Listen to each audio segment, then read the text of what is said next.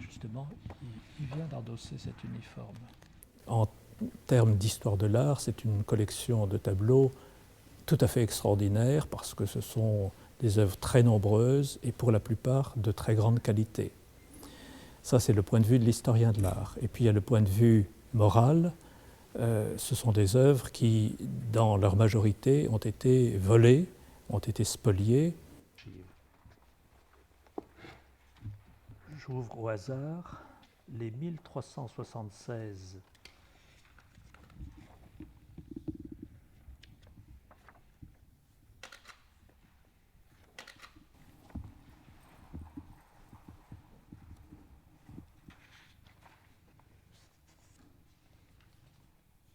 Bismarck, et qui a été un cadeau du Führer. Très vite. Le goût de Göring était très marqué par une exaltation, une recherche de ce qu'il considérait être comme le meilleur de l'art allemand.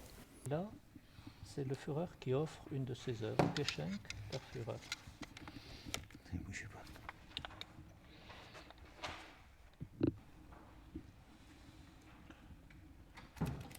Également la peinture hollandaise du siècle d'or, du XVIIe siècle. Manifestement, des peintres comme Ruysdael, comme Vermeer, comme Rembrandt sont très prisés par Göring.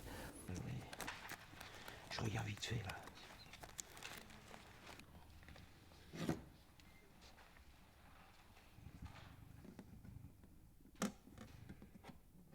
Et ce que l'on ne sait donc pas, c'est ce que sont devenues des œuvres qui ont été ou auraient été volées et qui peuvent être aujourd'hui encore subsistantes, mais dont on ne sait pas où elles se trouvent et à qui les conserve. On peut espérer néanmoins que la publication de ce catalogue permettra ce travail de recherche, aidera à ces recherches et notamment à l'identification d'œuvres qui peuvent être présentées au hasard des ventes aux enchères qui ont lieu en Europe, en Amérique ou ailleurs dans le monde.